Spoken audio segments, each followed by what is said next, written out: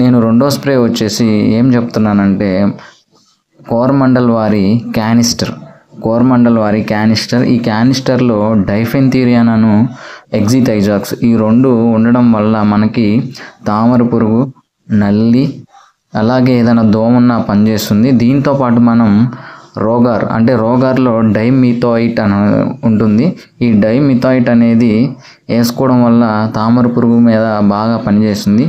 ఈ క్యానిస్టర్ రోగారు ఈ రెండు మందులు మనం స్ప్రే చేసుకోవడం ద్వారా మనం మన పొలంలోని పై ముడత, కింద ముడతని మనం ఈజీగా నివారించుకోవచ్చు.